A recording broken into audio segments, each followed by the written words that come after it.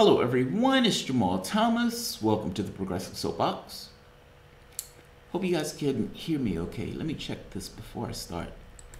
If you guys enjoy what I am putting down, please feel free to share, like, subscribe. You can always support the content through Patreon or Super Chat. Good. So, Donald Trump is having a spat with one of his closest allies, Saudi Arabia. This is not for noble ends. I mean, we're talking about the head choppers, the hand choppers, the crucifiers. Essentially, the people who are out there right now starving, killing, and weaponizing disease in order to kill Yemenis. We've been helping him in those ends. Now, the thing is, Donald Trump uttered something that I would argue is perfectly true. It's a shame that this is the time that he's uttering this, but it is perfectly true. But if it is true, then by extension, something else is true. Look at this. Trump says the Saudi king wouldn't last 2 weeks without the United States support. I can't necessarily predict the timeline, meaning whether or not it's 2 weeks. But it is completely and utterly true that if it wasn't for the billions and billions of dollars of weapons that we were giving them, could they hold that country together?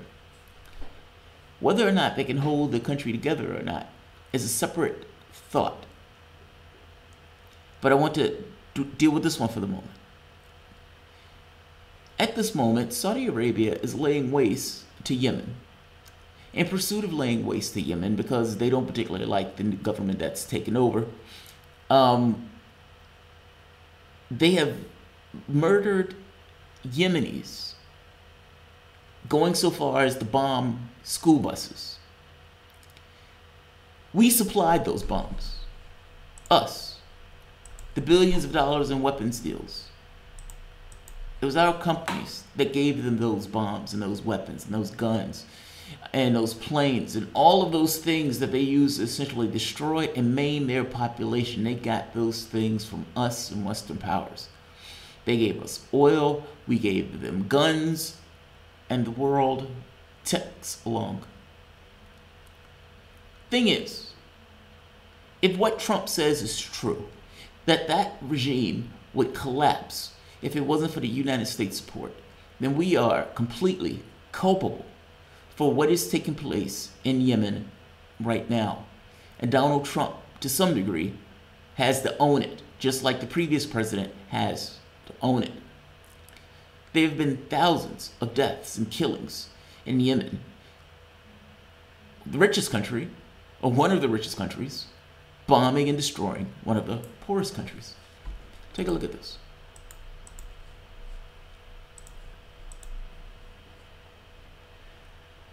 This was about when they were going to attack the port of Hodeidah. They did attack this port, by the way. On Tuesday, the coalition launched a campaign to recapture the rebel Houthi-held port of Hodeidah, according to the state media in the United Arab Emirates, a partner to the coalition. Save the Children has said that damage to the port's temporary closure could increase food and fuel costs, putting 1 million more children at risk of famine. Save the Children International CEO Thorne-Schmidt said the nutritious crisis has serious implications for the country's young. This doesn't even touch the cholera epidemic that is the worst in the world right now. Our assistance has gone beyond just this kind of standing in the background protecting as like a big brother protecting some kind of child. It also goes to direct military assistance. If Saudi Arabia, for whatever reason, feels it needs to kill and starve and murder and use weaponized disease in order to eradicate Yemenis, or let's just say the willful disregard of murdering Yemenis while in pursuit of trying to take back the country, what does that have to do with us? There are no barbarians at our gates. We have nothing at all to do with this particular conflict. What does that have to do with us? And I don't mean that from the standpoint of what we've been doing militarily. I'm talking about from the standpoint of law. What right, what law, what fig leaf is the United States using to essentially lend our support to these head chopper crucifiers? What are we using? I'm pretty sure I would disagree with many of the people in their choice of going into the military. Again, there are no barbarians at our gates, and if we're being honest, our military has been used for offense, not for defensive purposes. You shouldn't even call it the Department of Defense. You should call it what it is. It's the Department of War. At least that's what it used to be called. It was more honest. People join a large share because they need the paycheck. Fair enough. We keep people in poverty. They find the military as a way out of that poverty. But there's a section of people who join the military with this idea that something they're going to be doing is for a higher purpose of protecting their nation. And when they go out there and they're fighting because their families, there's their idea of a country somewhere else. We're doing this for the best ends. What justification do you use for the murdering and the killing of Yemenis? And if you're running air raids or if you're assisting in Saudi Arabia doing this, then this is not being done for higher ends, and you have a hard time showing that this is even legal. Not to mention unsavory. We have been helping kill Yemenis. If it wasn't for our airplanes and refueling, Saudi Arabia wouldn't be able to do this. They're killing Yemenis, and they're using us to do it. Just so you know the numbers. Since April 2015, the Air Force has logged 1,778 tanker sorties for the Operation Air Force Central Command spokeswoman Catherine Anthoff told military.com on Tuesday. That includes 1,069 over the past year and an increase in 360 or 50% from the 709 in previous record. These operations are ongoing with aircraft refueling occurring daily. We're assisting them murder Yemenis daily. The service's tanker, such as the KC-135 Stratotanker and the KC-110 or 10 extenders, participated in the 7,564 refueling events, quote-unquote events. I like the way they sanitize that word. I like the way you sanitize that word. Don't sanitize the word. Call it what it is. You are refueling Saudi planes so they can continue to murder Yemenis. Call it what it is. Don't use a sanitized language. Refueling events, quote-unquote events, with the coalition aircraft with about 54 million pounds of fuel offloaded in support of Saudi operations in Yemen. It's called murder. Willful disregard for human life. That's what it is. Call it what it is. Refueling numbers are tracked by the command, but unlike statistics on strikes and sorties against the Islamic State and the Taliban, aren't publicly released via the command's air power summary fact sheet. Essentially, that's what they're telling you the number is. You don't quite know what the number is. The Air Force's involvement with the Saudi airstrikes in Yemen drew scrutiny in October after it hit a funeral. It also drew scrutiny when it hit a school bus full of children.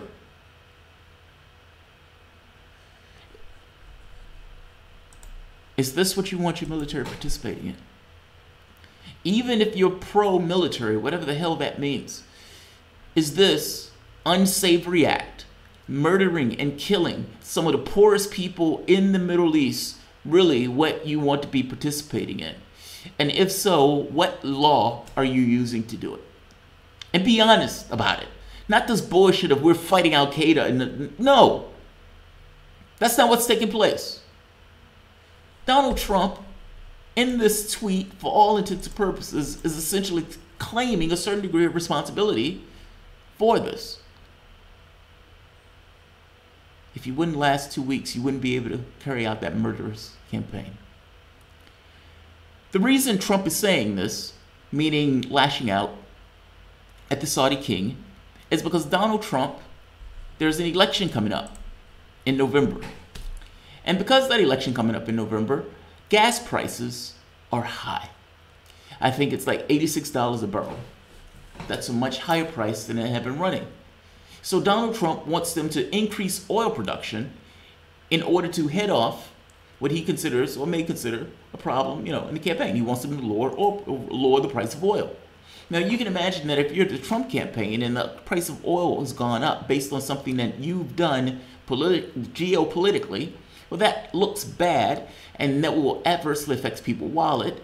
They may not necessarily care about what you're doing abroad, providing it doesn't necessarily directly adversely affect them. But hey, this is one of those things that may adversely affect them. If you want to know what is the thing that Donald Trump might have done, Iran. Now, there's a certain irony of being friends with a blood-soaked Saudi regime. Don't forget, the majority of the people that were on those planes that hit us in 9/11 were Saudis.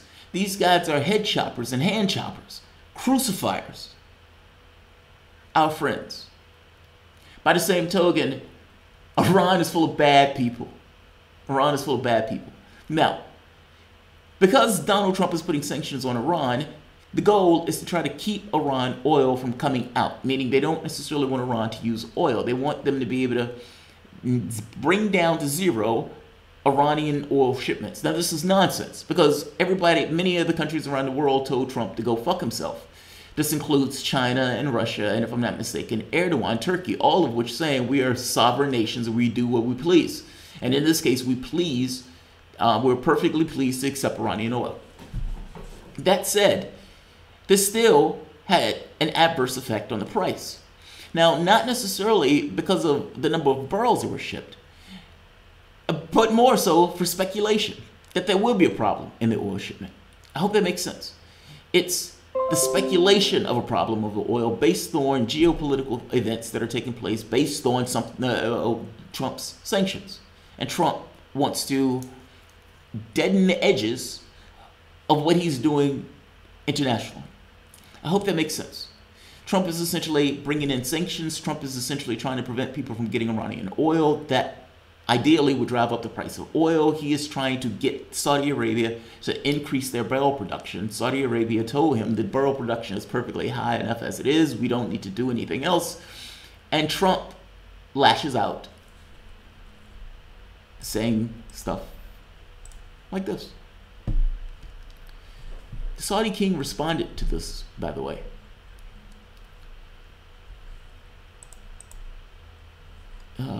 Where is it? Here we are. Yeah, they responded to this.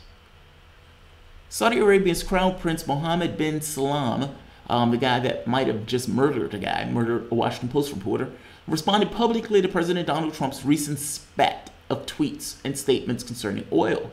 While the president has been asking for Saudi Arabia to increase oil production to flood the market and keep prices down, the prince said no. This is a risk for Saudi Arabia because Saudi Arabia has always depended a great deal on the United States. Even if currency is pegged directly to the US dollar, the Trump administration has shown that it would take a hard stance on economic issues with its close allies. Saudi Arabia is essentially saying, look, we've put out all the oil we're going to put out. The issue associated with this is not us. We've put out 2 barrels for every 1 barrel that is no longer being produced by Iran. The issue is not us. No. To say, go fuck yourself. Now, Saudi Arabian oil minister Khalid Falih tried to reassure markets that Saudi Arabia would increase production, but that the market is actually very well supplied. The 9% increase in oil prices over the past 3 months, he said, is the fault of financial speculators, not a lack of supply. He's right, but the market and the speculators didn't believe him. That wasn't what the Trump administration wanted to hear, so the president ratcheted up his warped words during a rally in Mississippi. He delivered a low-level threat to Saudi Arabia's king, Salman, when he said the following: we protect Saudi Arabia. Would you say they're rich? And I love the king, Salman, but I said, king, we're protecting you. You might not be there for 2 weeks without us. You have to pay for your military. Still, oil prices barely budge, and the AAA report reported that gasoline prices in the United States have reached highest levels in 4 years. That's not what Trump wanted to hear, of course. All right, so here's something else. This is another response. The request that America made to Saudi Arabia and OPEC countries is to be sure that if there is any loss of supply from Iran, that we will supply that. And that happened. So we export as much as 2 barrels for every barrel that disappeared from Iran recently. So we did our job and more. We believe the higher price that we have in the last month is not because of Iran. It's because of things happening in Canada, Mexico, and Libya, and Venezuela, and other countries that moved the price a little bit higher. That's what's taking place. That's what's taking place.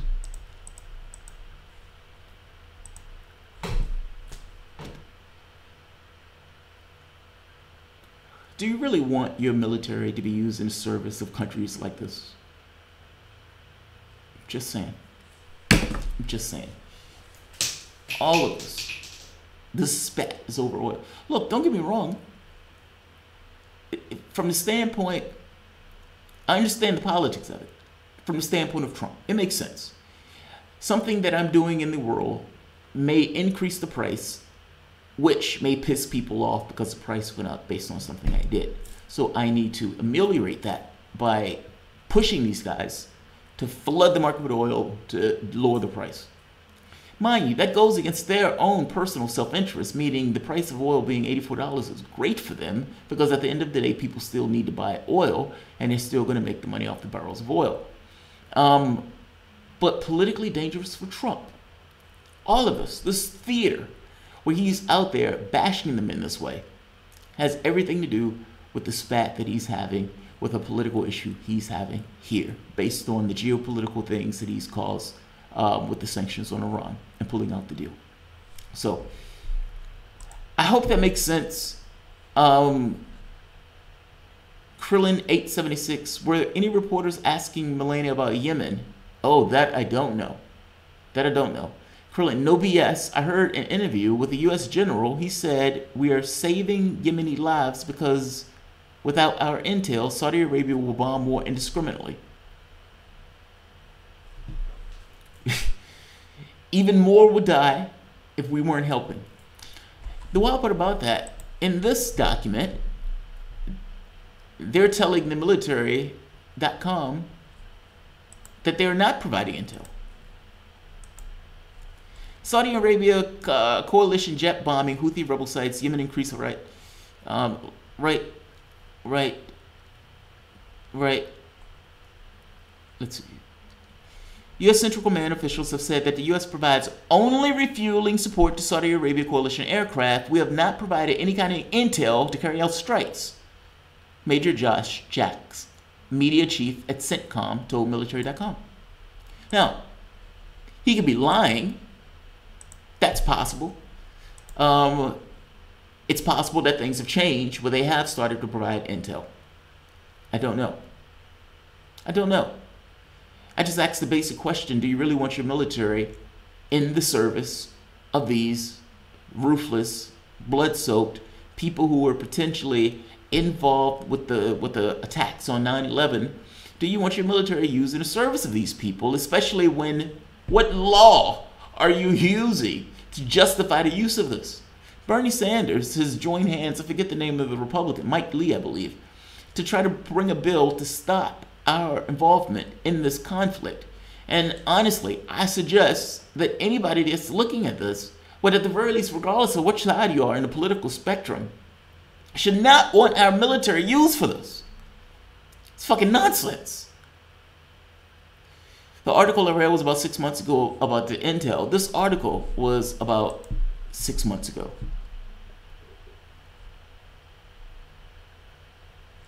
The article at military.com was a few months ago also.